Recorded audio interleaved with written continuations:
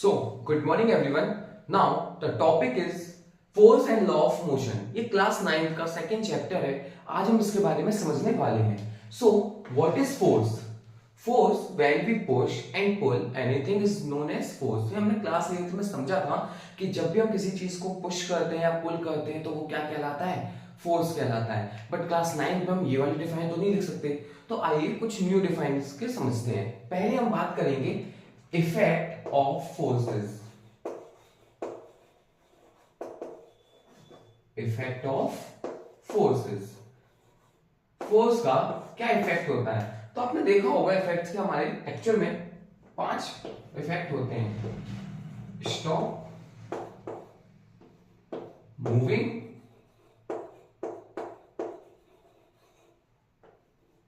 Change in speed,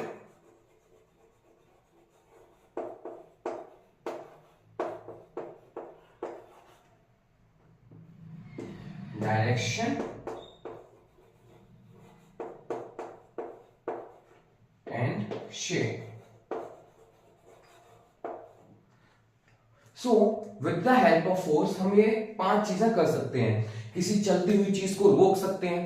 जैसे आपने शायद देखा होगा फैन जब चल रहा होता है, अगर गलती से मैं हाथ लगा देता हूं तो फैन क्या हो जाता है? रुक जाता है. Second, moving. किसी भी रुकी हुई चीज को, स्टेशनरी ऑब्जेक्ट को हम क्या कर सकते हैं? फोर्स की हेल्प से चला सकते हैं. साइकिल है, आपने देखा होगा. फुटबॉल को जब हम किक करते हैं तो भी बहुत तेज जाती है. सो चलती हुई चीज को हम चला सकते हैं. Change in speed. स्पीड को चेंज कर सकते हैं. जैसे नॉर्मल एक फुटबॉल धीरे धीरे धीरे धीरे जा रही थी और मैंने उसको बहुत तेज से पुश किक किया तो वो और ज्यादा स्पीड में हो गई. यहां तक कि हम किसी बहुत तेज आने वाली स्पीड को भी हम स्लो कर सकते हैं. Next, direction. हम क्या कर सकते हैं? उसके डायरेक्शन को चेंज कर सकते हैं. जैसे बैट बॉल में आपने देखा होगा, धोनी है, विराट कोहली है, अभिषेक शर्मा, वैभव सूर्यवंशी. देखते हैं कितनी तेज बॉल आ रही होती है उनके पास और बहुत ज्यादा अलग डायरेक्शन में चली जाती है with the help of bat. So हम आगे बढ़ने वाले शेप्स. आपने बैलून का देखा होगा, ठीक है. आपने किसी और स्प्रिंग का होता है. स्प्रिंग को जब हम बहुत ज्यादा स्ट्रेच करते हैं, खींचते हैं, तो भी वो क्या हो जाता है? उसके शेप्स में चेंज आते हैं. तो ये पांचों से मिलाकर फोर्स की डिफाइन बनती है. A force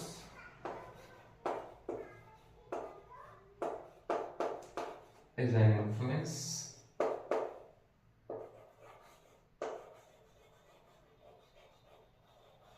which can change of stationary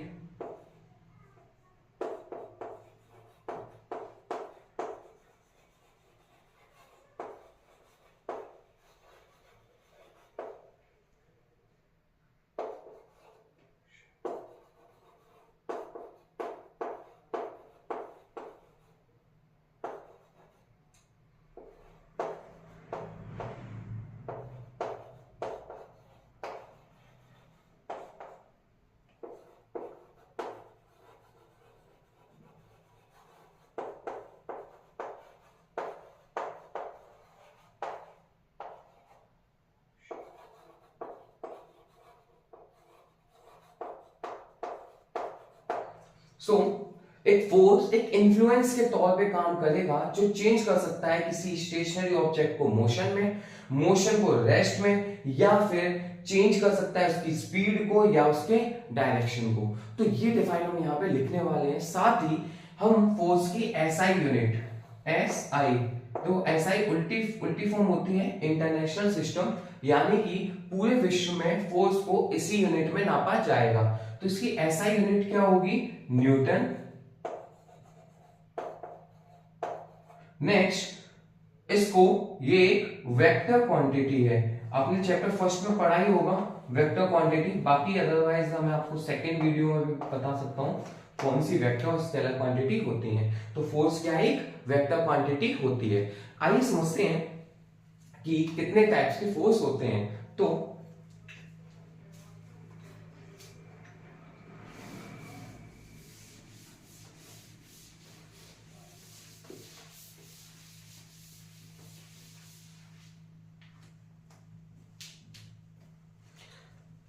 हमने टाइप्स ऑफ फोर्स बताना है।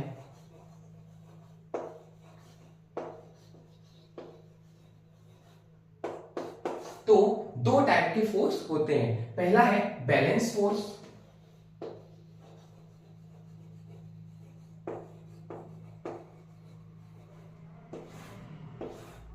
अब बैलेंस फोर्स समझिएगा। हुआ क्या कि मैं और मेरी जो बहन थी, हम दोनों एक दूसरे की तरफ रोप से टाइटा नोट खेल रहे थे और वो अपनी साइड खींच रही है, मैं अपनी साइड खींच रहा हूं। हम दोनों खींचे लग रहे हैं लेकिन हम दोनों में से कोई जीत नहीं रहा। उसका रीजन क्या था? Balance force. मींस अगर कोई फोर्स लगाया जाए और फोर्स लगाने के बाद भी कोई भी काम ना हो, रिजल्ट कोई निकल के ना आए, that is known as balance force. तो इसकी डिफाइन क्या होगी? If the resultant is 0 after apply the force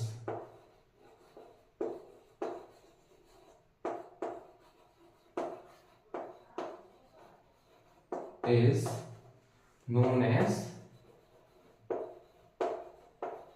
balance force।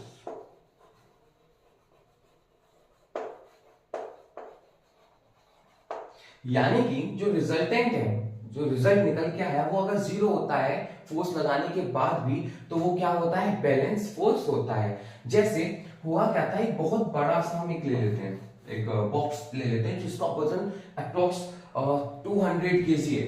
तो 200 किलो तो नहीं हिलने वाला, फिर भी ले लेते हैं 200 kg एक बॉक्स है। अब मैं क्या कर रहा हूं, मैं इस साइड से इसको पुश करने की कोशिश कर रहा हूं। मैंने यहां से पूरी तरीके से धक्का लगाया, तो आप जानते हो एक फ्रिक्शन फोर्स भी काम कर रहा होता है। तो इस साइड से फ्रिक्शन फोर्स काम कर रहा है। कौन सा फोर्स काम कर रहा है? Friction force.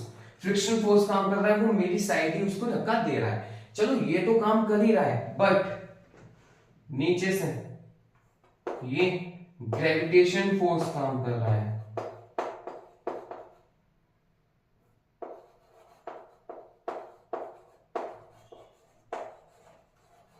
ग्रेविटेशन फोर्स नीचे की साइड काम कर रहा है, और जो ऊपर की साइड है यहां पे जो ग्राउंड के द्वारा इसके ऊपर फोर्स लग रहा होगा, ठीक है, फोर्स अप्लाइड बाय ग्राउंड। इसको मैं इस साइड लिखा हूं, force applied by ground.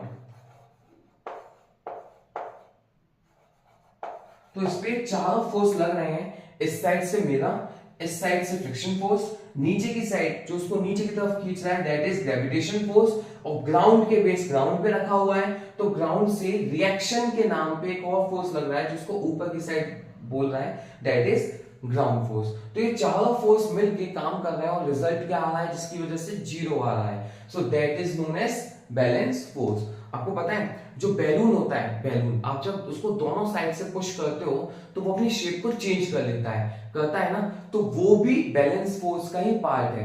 Resultant कुछ नहीं आया लेकिन उसने अपनी शेप को चेंज कर लिया। याद रखिएगा, बैलेंस फोर्स से शेप को चेंज किया जा सकता है। तो आपने अब एक तो मैंने बताया, सेकंड आप बताएंगे कि कौन सी ऐसी चीज है जिसमें शेप चेंज हो जाता है, वो बैलेंस फोर्स का एग्जांपल है। नेक्स्ट अब हम पढ़ने वाले हैं unbalance force.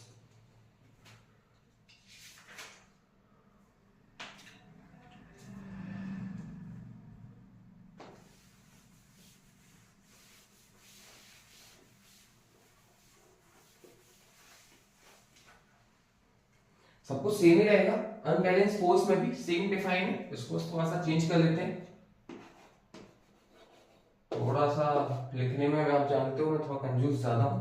If the resultant is not zero, अगर रिजल्टेंट जो होगा वो जीरो नहीं होगा, that is after apply the force, that is known as unbalance force. तो वो क्या हो जाएगा? अनबैलेंस फोर्स हो जाएगा। यानी कि मैंने क्या किया, मैंने फोर्स लगाया बहुत ज्यादा। मैंने बताया लास्ट में, पहले तो स्टार्टिंग में जो दीदी थी और मैं दोनों इक्वल इक्वल थे, बट जैसे ही मम्मी आई तो फिर तो जीतना बनता है ना मम्मी के सामने।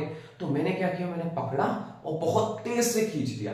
तो वो क्या हुआ, दीदी और मैं और रस्सी तीनों एक ही साइड आ गए। क्यों? अनबैलेंस फोर्स की वजह से। तो अनबैलेंस फोर्स वो होता है जब रिजल्टेंट यानी कि कुछ ना कुछ काम हो वो जीरो ना आए, उसी को हम कहते हैं। यानी कि साइकिल मूव आपने करते हुए देखा होगा, साइकिल जो मूव होती है, जितने भी जो काम होते हैं वो सब अनबैलेंस फोर्स की वजह से ही होते हैं। अनबैलेंस फोर्स के बाद अब हम पढ़ने वाले हैं न्यूटन के फर्स्ट लॉ को, न्यूटन फर्स्ट लॉ। न्यूटन के, अभी न्यूटन कौन थे? एज वी नो एक बहुत महान साइंटिस्ट हैं। इन साइंटिस्ट की वजह से ही आज हम तीनों लॉ और बाकी चीजों को समझते हैं। तो न्यूटन ने जो फर्स्ट लॉ दी उसको लॉ ऑफ इनर्शिया भी कहा जाता है, लॉ ऑफ इनर्शिया। अब इस वर्ड को समझते हैं, इनर्शिया है क्या। आपने शायद देखा होगा जो लोग जैसे होते हैं वो चेंज होना नहीं चाहते, है ना। जैसे मैं हूं, मैं भी चेंज होना नहीं चाहता, आप लोग भी चेंज होना नहीं चाहते। ऐसे ही फिजिक्स में भी हर एक ऑब्जेक्ट अपनी चीजों को चेंज करना नहीं चाहता। मींस अगर कोई चीज रेस्ट में है तो वो रेस्ट में ही रहना चाहती है, और अगर कोई चीज मूव कर रही है तो वो मूव करना ही चाहती है। ये उसकी टेंडेंसी है, उसकी क्वालिटी है। मतलब वो मना करता है कि मेरे ऊपर कोई भी चेंज मत करो। इनर्शिया भी वही है। Inertia is a tendency of an object, inertia is a tendency of an object who resist change, जो किसी भी प्रकार का जो चेंज है वो नहीं चाहती। अगर यानी कि कोई एक ऑब्जेक्ट रखा हुआ है जो रेस्ट में है, वो चाहता है कि वो रेस्ट में ही रहे। और ऐसे कोई ऑब्जेक्ट है वो अगर मोशन कर रहा है तो वो क्या चाहता है? वो मोशन करना ही चाहता है। इनर्शिया उसी क्वालिटी को कहते हैं। तो फर्स्ट लॉ ऑफ मोशन क्या कहता है? वो कहता है if an object is in motion, it remain in motion. If the object is in motion, it remain in motion. And an object is in rest, it remain in rest until means जब तक outer force does not work on it। यानी कि जब तक उस पर कोई outer force काम नहीं करेगी तब तक उस पर क्या रहेगा? फर्स्ट लॉ ऑफ मोशन बना रहेगा। सॉरी, ऐसे समझते हैं, अगर कोई ऑब्जेक्ट मोशन में है तो वो मोशन करता रहेगा, चलता रहेगा। और अगर कोई ऑब्जेक्ट रेस्ट पे है तो वो रेस्ट पे रहेगा जब तक उस पर कोई आउटर फोर्स काम ना करे। इसी को फर्स्ट लॉ ऑफ मोशन या लॉ ऑफ इनर्शिया भी कहा जाता है। चलिए समझते हैं आगे।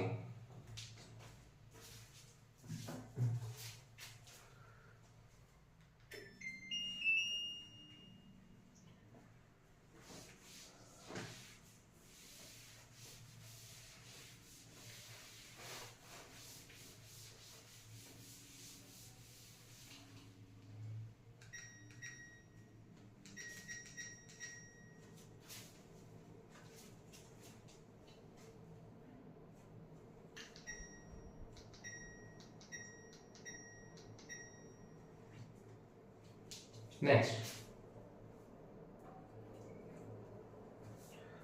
So first law of motion और सेकंड लॉ ऑफ मोशन के बाद अब हम पढ़ने वाले हैं फर्स्ट लॉ ऑफ मोशन कहाँ कहाँ यूज होता है, यानी कि टाइप्स ऑफ इनर्शिया। पहले समझते हैं कि कितने इनर्शिया के टाइप्स होते हैं।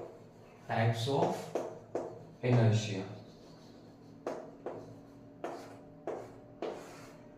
सबसे पहले ये समझते हैं टाइप्स ऑफ इनर्शिया से पहले हुआ क्या कि दौड़ रहा था, मेरा एक फ्रेंड था, बहुत तेज दौड़ता है, और वो दौड़ रहा था, अचानक से क्या हुआ, उसका पैर पत्थर से टकराया, वो आगे की तरफ गिरता चला गया। चलिए कोई नहीं, मैंने क्या किया, अभी की बुक में एक एग्जांपल है, वही प्रैक्टिकल करके देखा। एक गिलास था, गिलास के ऊपर मैंने एक तख्ती सी रखी, बहुत पतला सा गत्ता, उसके ऊपर कॉइन रखा, और मैंने बहुत स्पीड से उसको मारा। जब मैंने बहुत ज्यादा स्पीड से मारा तो वो जो कॉइन था वो गिलास के अंदर गया, ना कि उसके साथ गया। सेकंड, आपने कैरम बोर्ड खेला होगा। कैरम बोर्ड में जब आप बहुत तेज से स्ट्राइक करते हो स्ट्राइकर से, तो जो लास्ट वाली जो गोटी होती है सबसे नीचे वाली वो चली जाती है, और जो वो होता है स्ट्राइकर वो उसके नीचे आ जाता है। कभी सोचा ये सब कैसे होता है? ये सब इनर्शिया का ही पार्ट है। इनर्शिया का पार्ट क्यों है? क्योंकि इनर्शिया की वजह से, किसकी वजह से? इनर्शिया की वजह से वो जो ऊपर के ऑब्जेक्ट्स थे, जो ऊपर की चीजें थी, उन्होंने अपने ऊपर होने वाले चेंजेस को मना कर दिया। उन्होंने कहा मैं क्यों चेंज हूं, जब फोर्स आपके ऊपर लगाया गया है तो आप ही जाओ ना। यही होता है जब रजाई ऐसे टांग दी जाती है और हम उसमें बहुत तेज से मारते हैं, तो जब हम बहुत तेज मारते हैं तो क्या होता है, रजाई तो पीछे चली जाती है, लेकिन जो उसके धूल के कण हैं, यानी कि जो बहुत छोटे छोटे जो पार्टिकल्स हैं, वो वहीं रह जाते हैं और नीचे की तरफ गिर जाते हैं। तो हम टाइप्स ऑफ इनर्शिया में पढ़ने वाले हैं इनर्शिया ऑफ रेस्ट,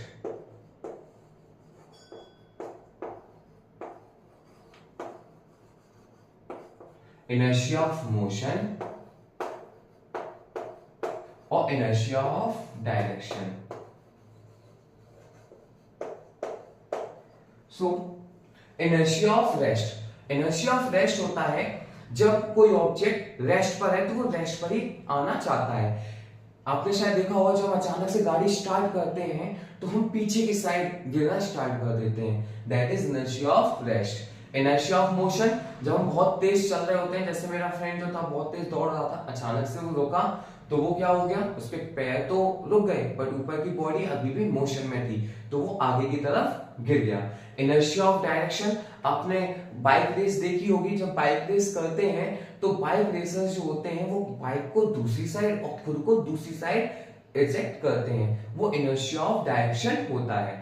इसको याद करने के लिए एक छोटी सी ट्रिक है, आप समझिए। जब आप पीछे की साइड गिर रहे होगे, जब आप पीछे की साइड गिर रहे होगे that is inertia of rest, जब आप आगे की साइड गिर रहे होगे that is inertia of motion, और जब आप लेफ्ट या राइट किसी डायरेक्शन में जा रहे होंगे that is inertia of direction. तो ये तीन चीजें होती हैं। इसके बाद इनर्शिया के बाद अब हम पढ़ने वाले हैं मोमेंटम।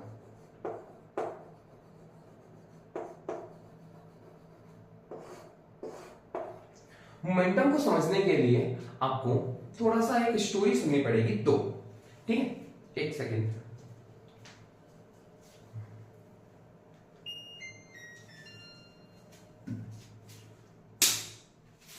सॉरी, मोमेंटम, हम मोमेंटम की बात करते हैं। मोमेंटम क्या है? हुआ क्या, मैं और जा रहा था धीरे धीरे धीरे धीरे, और एक ट्रक आ रहा था। ट्रक जो आ रहा था वो आ रहा था जितनी स्पीड से मेरा हाथ चल रहा है सिर्फ इतनी स्पीड से, एकदम स्लो, और इतनी स्पीड से मुझसे टकराया। जैसे ही मुझसे टकराया तो मेरा बहुत बड़ा एक्सीडेंट हो गया। कैसा हो सकता है? नहीं, चलो ये वाला रहने देते हैं, दूसरा एग्जांपल ले लेते हैं, कोई बात नहीं। ट्रक बहुत बड़ा था ना, साइकिल ले लेते हैं, ठीक है। अब क्या हुआ, साइकिल जो थी वो आ रही थी 40 की स्पीड से और मुझसे टकराई। क्या मेरा बहुत हैवी एक्सीडेंट हो सकता है? नहीं। सुनो, हम इसी चीज को समझते हैं मोमेंटम में। आपको पता है मोमेंटम होता क्या है? मोमेंटम, जब हम दो ऑब्जेक्ट्स ले रहे हैं, एक हम लेते हैं बहुत छोटा सा object that is rubber ball,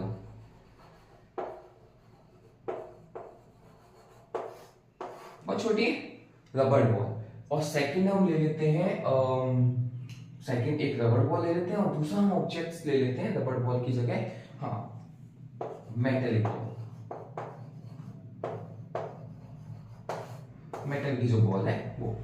तो रबर बॉल और मेटल बॉल दोनों जो बॉल है, जब हम दोनों को बहुत स्पीड से मारेंगे तो किससे लग जाएगी?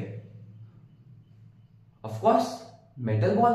मेटल बॉल जो होगी, रीजन इसका मास ज्यादा है, मास ज्यादा है तो ज्यादा इफेक्ट डालेगी, है ना। वही अब क्या हुआ, जो रबर बॉल थी, मैं इसकी स्पीड को कर देता हूं एकदम बहुत ज्यादा तेज, मतलब जितनी स्पीड से बंदूक की गोली जाती है ना, हाँ इतना तेज। तो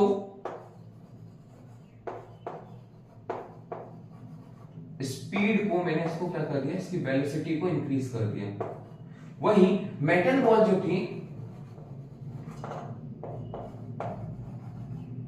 इसकी जो स्पीड थी, मैंने इसकी स्पीड को बहुत ऐसे रखा, होता है जैसे छोटे बच्चों को जो बॉल डालते हैं वैसे ही। तो किसका इफेक्ट ज्यादा होगा? ऑफ कोर्स रबड़ बॉल। यानी मोमेंटम क्या होता है? द प्रोडक्ट ऑफ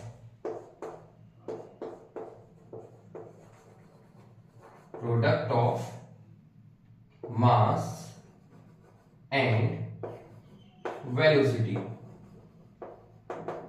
मास और वेलोसिटी का जो प्रोडक्ट होता है that is known as momentum.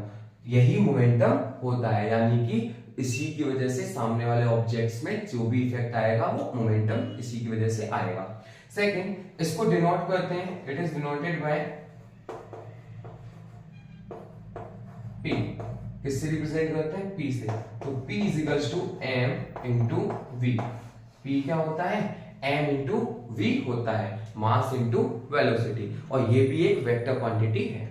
अब समझते हैं सेकंड लॉ ऑफ मोशन को। इसी से ही second law of motion generate होता है। वैसे हमने इसको अभी एक छोटी सी चीज और रह गई है, P is equals to m into v, क्योंकि इसके न्यूमेरिकल करने में ये हेल्प करेगा। मास को हम किससे लिखते हैं? केजी में, और स्पीड हमारी यानी कि वेलोसिटी हमारी आती है मीटर पर सेकेंड में। तो इसकी जो यूनिट हो गई नापने की दैट इज केजी, इसको हम इनटू का साइन ही समझते हैं, केजी मीटर पर सेकेंड। ये आपको याद रखना है, ठीक है? केजी इंटू मीटर पर सेकेंड, यानी कि जो मास लिया जाएगा वो हमेशा केजी में लिया जाएगा, और वेलोसिटी यानी कि स्पीड जो होगी वो मीटर पर सेकेंड में ली जाएगी। Next, second law of motion.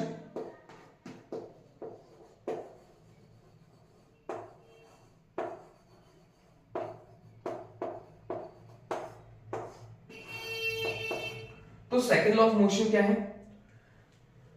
हाँ, the momentum is change in momentum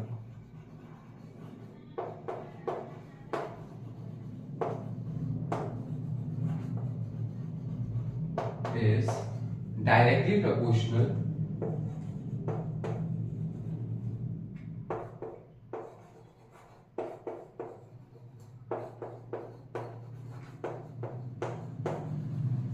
to the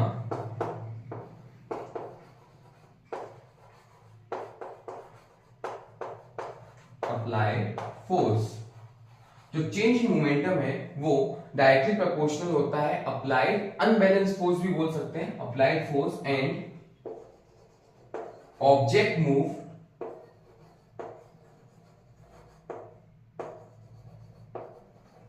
in the direction of forces, in the direction of applied forces, applied unbalanced force।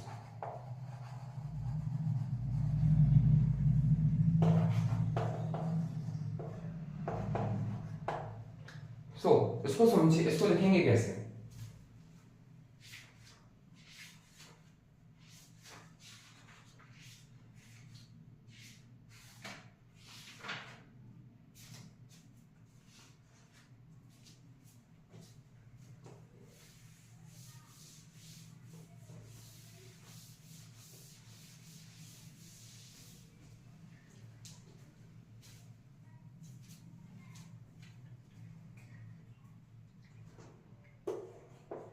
Force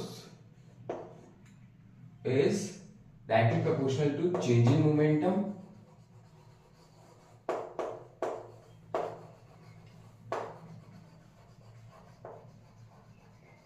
बटे time taken, जो भी time लगेगा।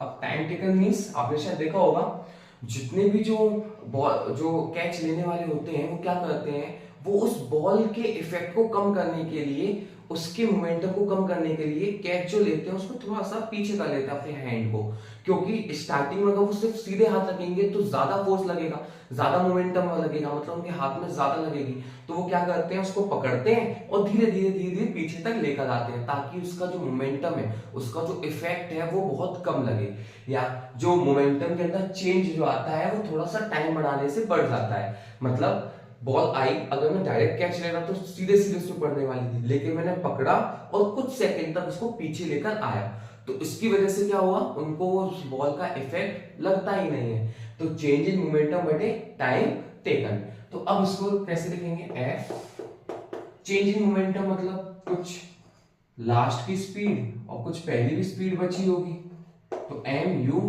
Upon time. V हमने first chapter में पढ़ा था, last speed, और u initial speed, mass तो सेम ही रहेगा, तो ये वाली हो गई।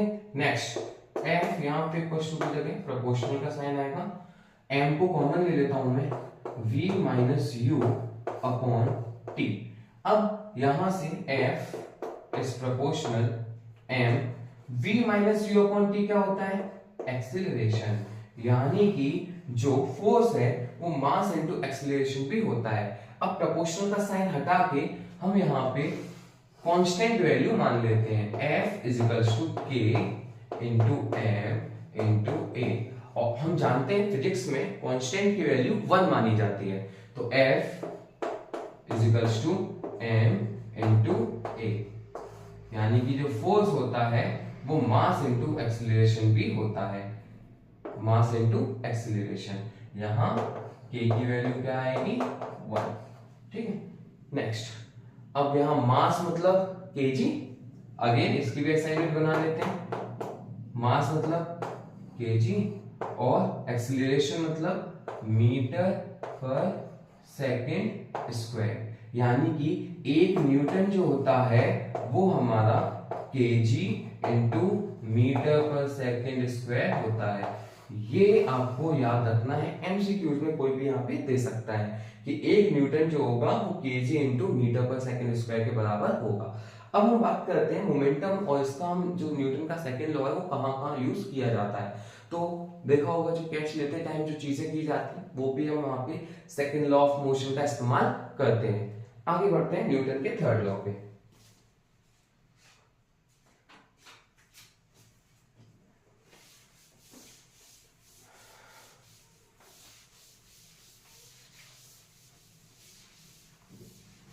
अच्छा, इसी से एक क्वेश्चन याद आया, क्या जो हायर जंपर है, जो जंप लेने वाले जो हैं, उनके नीचे आपने देखा होगा गत्ता बिछा दिया जाता है जंप लेने के बाद उनको नीचे, ताकि आराम से आए, वो भी किसके लिए है, इसी चीज के लिए है, न्यूटन के सेकेंड लॉ ऑफ मोशन के थ्रू ही है। अब थर्ड लॉ ऑफ मोशन की बात करते हैं।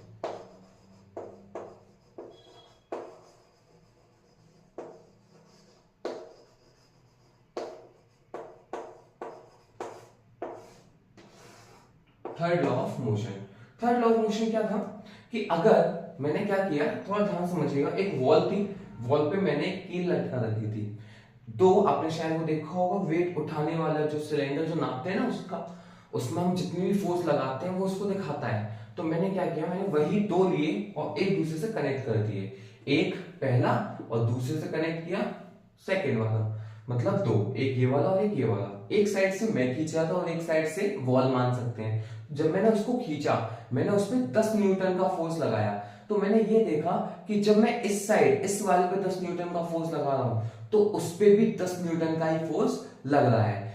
इसी को न्यूटन की थर्ड लॉ कहा जाता है। जैसे आपने शायद देखा होगा, जितने भी जो बड़े बड़े जो गन लेने वाले होते हैं वो अपने कंधे पे उसको गन को रखते हैं, और जब वो लगाते हैं निशाना लगाने के बाद तो उनका जो कंधा होता है वो भी थोड़ा सा पीछे जाता है। वो जानते हो किस लिए होता है, न्यूटन के थर्ड लॉ ऑफ मोशन के कारण। थर्ड लॉ ऑफ मोशन कहता है एवरी एक्शन हैज सेम और इक्वल रिएक्शन, एवरी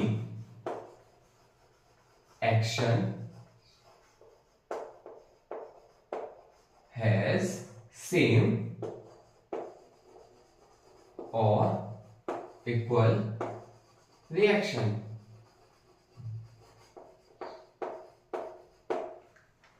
हर एक्शन का सेम और इक्वल रिएक्शन होता है, ठीक है। अब इसके कहाँ कहाँ इसका यूज किया जाता है ये आप थोड़ा समझिए। आपने शायद देखा होगा जो जेट यानी कि जो जितने भी तेज उड़ने वाले जो आपने वो देखे हैं उसमें भी हम इन्हीं का इस्तेमाल करते हैं। वो क्या करता है, कई कई सारी गैसेस को विगरसली मतलब बहुत भयंकर तरीके से जलाता है, बर्न करता है। जब गैसेस बर्न होती हैं तो वो फोर्स लगाती हैं पीछे की साइड। तो जब वो पीछे की साइड फोर्स लगाती हैं तो वही गैस मतलब वही हवा उस जेट को आगे की साइड उड़ने के लिए फोर्स करती है, जिसकी वजह से जो जेट होता है वो उड़ पाता है। सेकंड, हम शायद देखते होंगे हम जो चल रहे हैं ये भी हम इसको फोर्स लगा रहे हैं पैरों को चलने की वजह से पीछे की तरफ, और जो जमीन है वो हमें आगे की तरफ धक्का देती है, पुश करती है। तो थर्ड लॉ ऑफ मोशन जो होता है वो हमारे चलने में हेल्प करता है, फाइटर जेट के उड़ने में हेल्प करता है। नेक्स्ट है हमारा जो आपने शायद देखा होगा जो रॉकेट है वो भी जो उड़ती है वो इसी वजह से न्यूटन के थर्ड लॉ ऑफ मोशन की वजह से उड़ती है। थर्ड नेक्स्ट आपने गन जो फायर जो गन का जो चलना है, गन जो हमें पीछे की तरफ धक्का देती है वो भी हमारी थर्ड लॉ ऑफ मोशन की वजह से होता है। लेकिन अब उससे क्वेश्चन बनता है कि सब बंदूक की जो गोली है वो तो बहुत आगे तक जाती है और जो बंदूक है क्या वो उतनी आगे तक जाएगी? नहीं। इसका रीजन है मास, क्योंकि उसका जो मास है वो बहुत कम है, जिसकी वजह से उसके पास ज्यादा पावर में वो चीजें जाती हैं, उतना ही फोर्स से वो काम होता है। लेकिन यहाँ पे ये जो उसका मास है बहुत ज्यादा है, जिसकी वजह से सिर्फ ये थोड़ी डिस्टेंस ही कवर कर पाती है। ठीक है, इतना समझ में आया।